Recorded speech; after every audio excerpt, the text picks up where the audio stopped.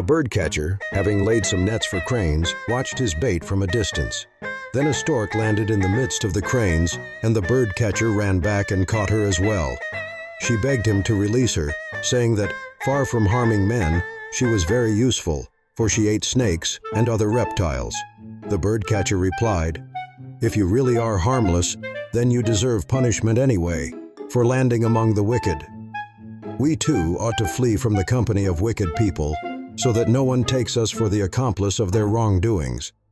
An eagle, dropping suddenly from a high rock, carried off a lamb.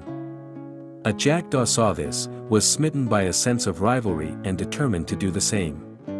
So, with a great deal of noise, he pounced upon a ram. But his claws merely got caught in the thick ringlets of the ram's fleece, and no matter how frantically he flapped his wings, he was unable to get free and take flight. Finally the shepherd bestirred himself, hurried up to the jackdaw and got hold of him. He clipped the end of his wings and, when evening fell, he carried him back for his children. The children wanted to know what sort of bird this was. So the shepherd replied, "As far as I can see, it's a jackdaw, but it would like us to think it's an eagle."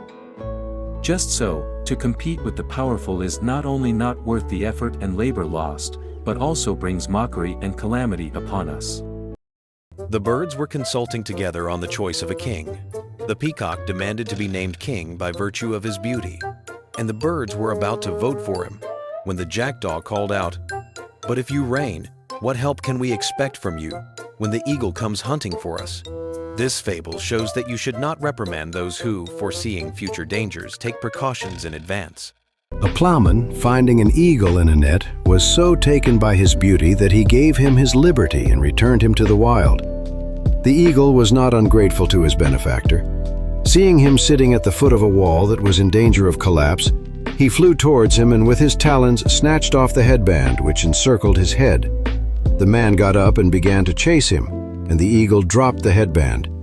The plowman put the headband back on and retraced his steps, but he found that the wall had collapsed on the very spot where he had been sitting. He was well astonished to be thus repaid. One good turn deserves another. The Bat, the Bramble, and the Gull met up with the intention of doing a bit of trading together. The Bat went out and borrowed some money to fund the enterprise. The Bramble contributed a lot of cloth to be sold, and the Gull brought a large supply of copper to sell. Then they set sail to go trading, but a violent storm arose which capsized their ship, and all the cargo was lost. They were able to save nothing but themselves from the shipwreck. Ever since that time, the Gull has searched the seashore to see if any of his copper might be washed up somewhere. The Bat, fearing his creditors, dare not go out by day and only feeds at night. And the Bramble clutches the clothes of all those who pass by, hoping to recognize a familiar piece of material. This fable shows that we always return to those things in which we have a stake. A birdcatcher took his snare and bird lime and went out to do some hunting. He spotted a thrush on a tall tree and decided to try and catch it. So, having arranged his sticky twigs, one on top of the other, he concentrated his attention upwards. While he was gazing thus, he didn't see that he had trodden on a sleeping asp, which turned on him and bit him. The fowler, knowing that he was mortally wounded, said to himself, "How unfortunate I am!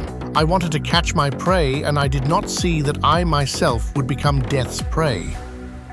This is how, when we plot against our fellow creatures, we are the first to fall into calamity. When the first mistletoe grew, the marten, sensing the danger which faced the birds, drew them all together and advised them urgently to cut off the mistletoe from the branches of the oaks where it grew. But, if that was not possible, to take refuge with men and beg them not to use mistletoe bird lime in order to trap them. The other birds laughed at the marten as being in her dotage. Hence, she took herself off to live with men as a supplicant. They made her welcome for her intelligence and gave her a sanctuary at their homes. Thus it happened that the other birds were caught and eaten by men, and only the marten, protected and sheltered by them, nests fearlessly even on their houses. This fable shows that one escapes danger when one anticipates the future. A bat fell to the ground and was caught by a house ferret. Realizing that she was on the point of being killed, she begged for her life. The house ferret said to her that she couldn't let her go, for ferrets were supposed to be natural enemies to all birds. The bat replied that she herself was not a bird, but a mouse. She managed to extricate herself from her danger by this means. Eventually, falling a second time, the bat was caught by another house ferret. Again, she pleaded to the ferret not to eat her. The second ferret declared that she absolutely detested all mice, but the bat positively affirmed that she was not a mouse, but a bat. And so she was released again. And that was how she saved herself from death twice by a mere change of name. This fable shows that it is not always necessary to confine ourselves to the same tactics. But on the contrary, if we are adaptable to circumstances, we can better escape danger. A dog and a cockerel, having made friends, were strolling along a road together. As evening fell, the cockerel flew up into a tree to sleep there, and the dog went to sleep at the foot of the tree, which was hollow. According to his habit, the cockerel crowed just before daybreak. This alerted a fox nearby, who ran up to the tree and called up to the cockerel, "Do come down, sir, for I dearly wish to embrace a creature who could have such a beautiful voice as you." The cockerel said, "I shall come down as soon as you awaken the doorkeeper who is asleep at the foot of the tree." Then, as the fox went to look for the doorkeeper, the dog pounced briskly on him and tore him to pieces. This fable teaches us that sensible men, when their enemies attack them, divert them to someone better able to defend them than they are themselves. An eagle and a fox, having become friends, decided to live near one another and be neighbors. They believed that this proximity would strengthen their friendship.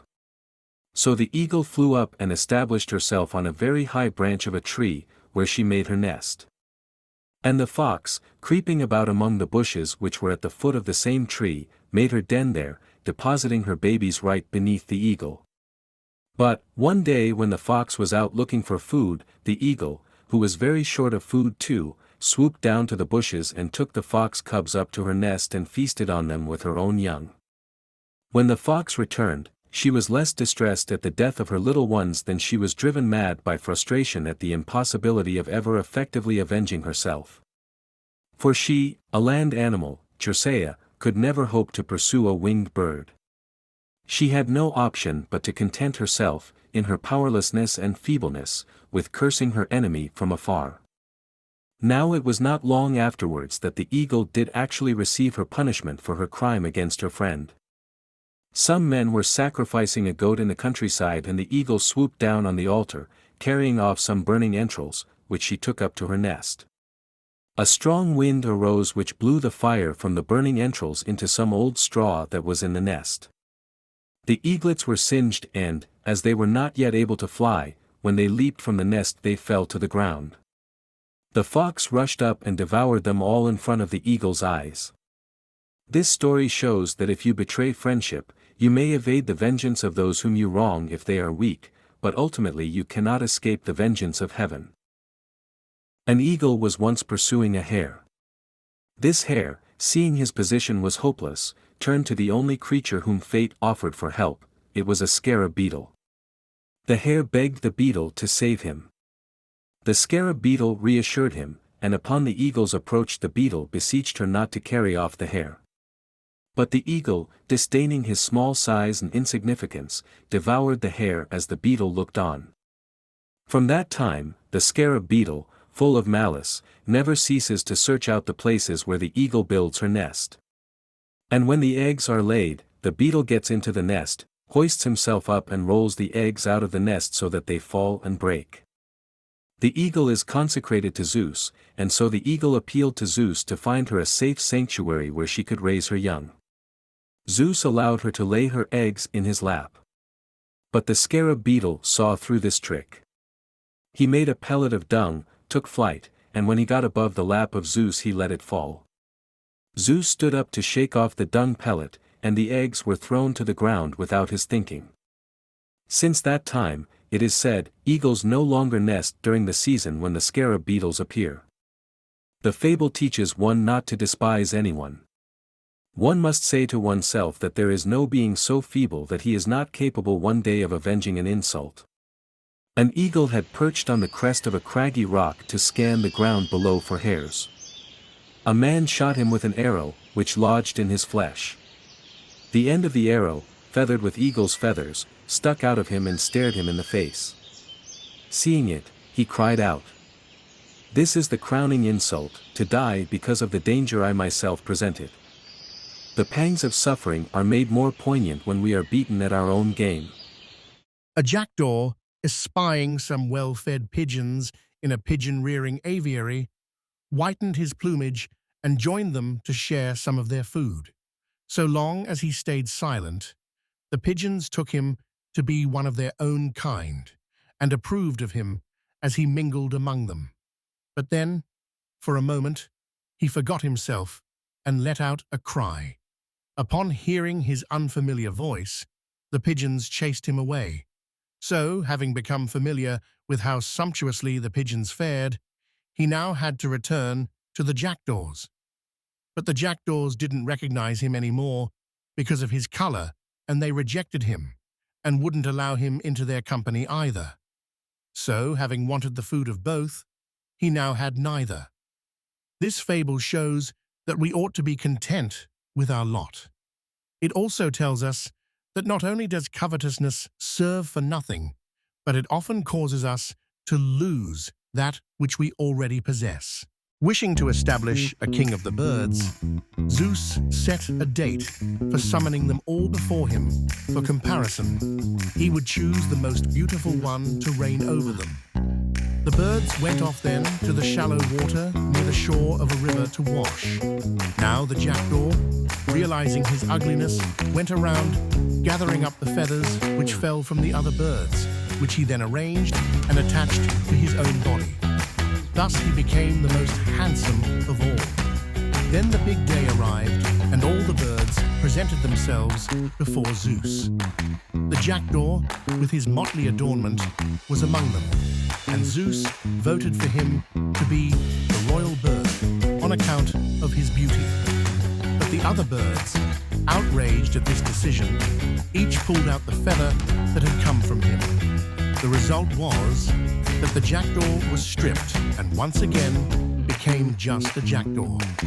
Likewise with men who have debts, as long as they possess the wealth of other people, they seem to be somebody. But when they have paid their debts, they find that they are once again their old selves.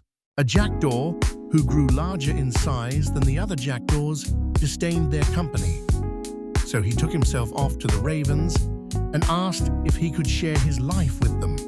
But the ravens, unfamiliar with his shape and his voice, mobbed him and chased him away. So, rejected by them, he went back to be with the jackdaws. But the jackdaws, outraged at his defection, refused to have him back. And thus, he was an outcast from the society of both jackdaws and ravens. It is similar with people. Those who abandon their own country in preference for another are in low esteem there for being foreigners, but despised by their compatriots because they have scorned them. A nightingale, perched on a tall oak, was singing as usual when a hawk saw her. He was very hungry, so he swooped down upon her and seized her.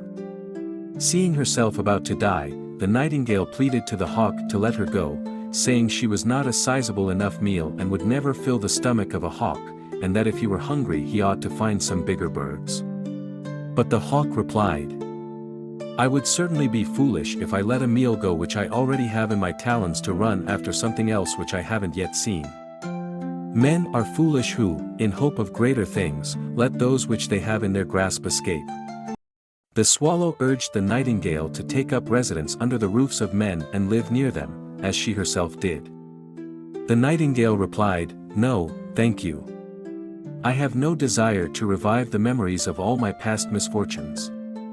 Thus, some people addicted by a stroke of bad luck wished to avoid the place where the misfortune occurred. Some people, traveling on business, came across a one-eyed raven. They turned to look at it, and one of them advised that they retrace their steps, it being a bad omen in his opinion. But another of the men spoke up. "How can this bird predict the future for us when he couldn't predict his own and avoid the loss of his eye?" Likewise, people who are blinded by their own interests are poorly qualified to give counsel to their neighbors. A raven stole a piece of meat and flew up and perched on a branch with it. A fox saw him there and determined to get the meat for himself. So he sat at the base of the tree and said to the raven, "Of all the birds, you are by far the most beautiful. You have such elegant proportions, are so stately and sleek. You were ideally made to be the king of all the birds. And if you only had a voice, you would surely be the king." The raven, wanting to demonstrate to him that there was nothing wrong with his voice, dropped the meat and uttered a great cry. The fox rushed forward, pounced on the meat and said, "O raven, if only you also had judgment, you would want for nothing to be the king of the birds." This fable is a lesson to all fools. Having squandered his inheritance, a young wastrel possessed only his cloak. He noticed a swallow who had arrived early, so thinking that summer had come, he took off his cloak and sold that too. But wintry weather was still to come. It grew very cold. He was out walking one day when he came across the swallow, frozen to death. He said, "Miserable wretch, you've ruined us both at once." This fable shows that it is always dangerous to do things at the wrong moment. Two cockerels were fighting over some hens. One triumphed and saw the other off. The defeated one then withdrew into a thicket where he hid himself. The victor fluttered up into the air and sat atop a high wall where he began to crow with a loud voice. Straightway, an eagle fell upon him and carried him off. And from then on, the cockerel hidden in the shadows possessed all the hens at his leisure. This fable shows that the Lord resisteth the proud, but giveth grace unto the humble. A raven who was caught in a snare promised the god Apollo that if he could get free, he would offer some frankincense to him. But when his wish was granted, he forgot his vow. Later, caught in another snare, the raven abandoned Apollo to address his plea to the god Hermes, to whom he promised a sacrifice. But Hermes replied to him, "O wretched raven, how can I trust you, who have disavowed your first master and cheated him?" When one shows ingratitude towards a benefactor, one can no longer count on help from others in times of need. A hard-working widow had several young servant girls whom she woke every dawn at cock's crow to set them to work. These servant girls, continually worn out from exhaustion, decided to kill the household's cockerel. For in their eyes, it was he who caused their misery by waking their mistress before dawn. But when they had carried out their design, they found that they had only increased their misery. For the mistress, to whom the cock no longer told the hour, made them get up even earlier in the dark to start work. This fable shows that, for many people, it is their own devices that are the cause of their misery. A man who had bought a parrot let it fly freely in his house. The parrot, who was tame, jumped up and perched in the hearth, and from there began to cackle in a pleasant way. A house ferret, seeing him there, asked him who he was and from whence he came. He replied, "The master went out to buy me." The house ferret replied, "And you dare, most shameless creature newcomer, to make such sounds, whereas I, who was born in this house, am forbidden by the master to cry out, and if sometimes I do, he beats me and throws me out of the door." The parrot replied, "Oh, go for a long walk. There is no comparison to be made between us. My voice doesn't irritate the master as yours does." This fable concerns all malevolent critics who are always ready to throw the blame on to others.